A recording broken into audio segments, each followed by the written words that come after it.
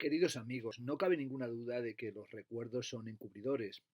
¿O acaso tendríamos que pensar que la memoria es una estrategia del tiempo? En cualquier cosa, como todo lo que empieza, todo puede empezar mal.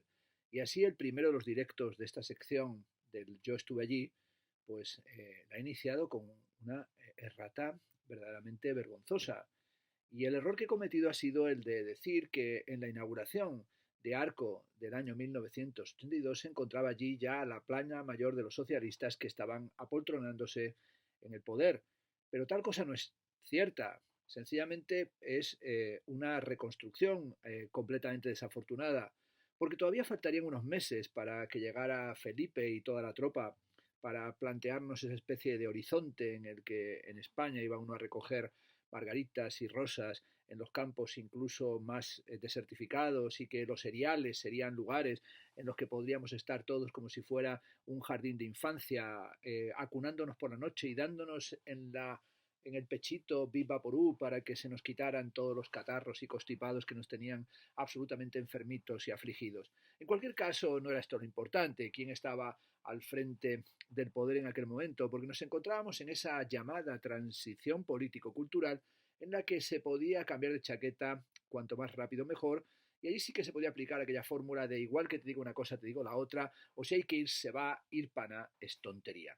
Y me pregunto en este segundo directo, ¿para qué íbamos en aquellos primeros años a la feria de Arco? ¿Y qué es lo que esperaba un visitante? Y sobre todo, ¿por qué se daba aquella extraña y singular circunstancia de que en las provincias más lejanas, en los pueblos más recónditos de España, se estuvieran reuniendo y congregando los culturetas del lugar, incluso para fletar un autobús para acercarse a Arco, pagando una entrada que cada año valía más y más dinero, hasta que últimamente es prácticamente imposible que alguien que esté en sus cabales pague una entrada cuando lo único que hay allí es VIP, es decir, esta gente muy importante que es importante por el hecho de que tiene algún amigo en una galería y por lo tanto sencillamente puede participar del nobilísimo arte del postureo y del figurar. Pero como digo, ¿qué es lo que llevaba a la gente a estar, por ejemplo, en mi pueblo natal, en Plasencia, y de repente después de estar pasando la tarde pintando un sublime bodegón o una marina o un caballo trotando entre los alcornoques, ¿por qué de repente querían montarse en un autobús y llegar después de varias horas a través de la carretera y atravesando incluso Talavera Reina, llegar aquí a Madrid para meterse durante horas un atracón en una feria de arte? Estaban absolutamente necesitados de las novedades artísticas, tenían alguna suerte de pulsión que les llevaba hacia los contemporáneos, tenían unas pesadillas en las que aparecían tratados de teoría del arte, tenían, yo que sé, una necesidad de administrarse una dosis de estética contemporánea, tenían una suerte de pulsión, casi diríamos, o síndrome de Eróstrato, en el que querían destruir y acabar de una vez por todas con la impostura del arte contemporáneo, entendiendo que no era otra cosa que una nueva formulación del cuento del rey desnudo. ¿O acaso sucedía otra cosa? Y sencillamente todo el mundo quería poner el reloj en hora y sentía una imperiosa necesidad de quitarse la caspa franquista, posfranquista, tardofranquista y del movimiento para apuntarse a cualquier cosa, incluso aunque fuera la gran tontería de la movida, y por lo tanto, ¿por qué no acudir a la gran celebración del arte contemporáneo, que era este arco que además algunos vendían como aquello que vendría a sustituir la inexistencia de una bienal en nuestro país? En cualquier caso, lo cierto es que la gente venía y entraban allí en manadas y entrábamos allí sencillamente en una actitud prodigiosamente moderna y también al mismo tiempo borreguil,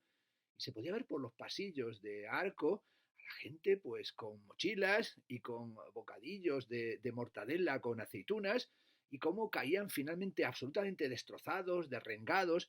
contra los tableros de lo así, eso que llaman stand, vamos a decir, un redil o un corralito para las obras de arte, y eran contemplados con una cara de absoluta repugnancia y desprecio por parte de los galeristas. Sin duda iban de sorpresa en sorpresa hasta el vómito final, pensando que aparecería en algún momento aquellas obras de arte que representaban lo último de lo último y que encarnaban esa dimensión del arte que para ellos les abría un horizonte y que tenía algo de parto de los montes que finalmente generaba o hacía que apareciera lo que todos sabemos que no es otra cosa que un pequeño ratón. No negaré que yo mismo acudía a Arco en esa primera edición esperando la epifanía, es decir, esperando la iluminación súbita. Pensaba que finalmente sería como una especie de día de Pentecostés en el que podríamos comprender todas las cosas y hablar todas las lenguas. Ya empecé a ver que allí se estaba construyendo lo que sería una jerga que tendría un patoso desarrollo en la que año tras año iríamos viendo cómo aparecían fórmulas, a cada cual más lamentable, que sobre todo se iban sustanciando en esa suerte de neolengua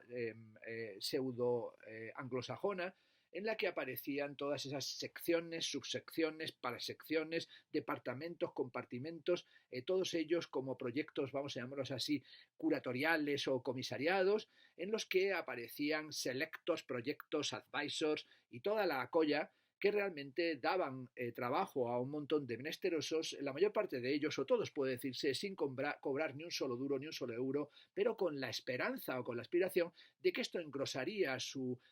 raquítico currículum para convertirlos, quién sabe de qué manera, en los directores y en los prohombres de los museos del futuro en este territorio patrio que es un territorio absolutamente delirante o desquiciado. En aquel tiempo pretérito, hablando como si fuera el más venerable de los abuelitos, es verdad que uno podía encontrarse en Arco algunas rarezas, o por lo menos unas rarezas, en un momento en el que la información no es que estuviera disponible para todos, en la que teníamos que alimentarnos con una exigua ración de catálogos y evidentemente los expertos que pretendían saber algo sobre arte contemporáneo se podían contar y ya sobraba con los dedos de una mano. Por tanto, uno podía en algunos momentos encontrarse con obras que producían por lo menos una interesante perplejidad o te llevaban a pensar que no todo se iba a resolver en una especie de continuidad del informalismo y de sus actitudes epigónicas y que había algo que iba más allá de los estrechos límites de las concepciones tradicionales o modernas de la pintura. Recuerdo, por ejemplo, en una de las ediciones en la Casa de Campo, en la que pude ver vestido como si estuviera más bien preparándose para una fiesta estilo 60s a César Manrique rodeado con una enorme tropa que no era toda ella lanzaroteña y que estaba allí vestido y tratado como si fuera en realidad el mayor de los gurús que uno pudiera conocer o con los que uno pudiera contactar y con esa especie de secta de seguidores estaba hablando, pero realmente en un tono elevadísimo, absolutamente entusiasmado de sus pinturas que estaban dispuestas en aquel stand y eran todas, hay que decirlo, verdaderamente cochambrosas o lamentables. Y muy cerca se encontraba una instalación de Wolf Hostel, del artista extremeño alemán, me permito calificarle así, que era una especie de pequeño tractor que estaba aplastando una serie de vísceras y que tenía un carácter entre la catástrofe y lo desagradable y finalmente absolutamente escatológico. Ese contraste entre posturas artísticas y entre formas de concebirse al artista y a sus productos, esto es, las obras de arte, era tremendamente manifiesto o era absolutamente paradójico en la forma en la que se manifestaba ante nuestra mirada en la Feria de Arco, que tenía el caso la apariencia de una cornucopia en la que se te administraba todo al mismo tiempo y dificultaba cualquier tipo de digestión. No puedo dejar de subrayar yo estuve allí, que por lo menos aquellas ediciones de Arco que recuerdo ahora con especial simpatía o que me agrada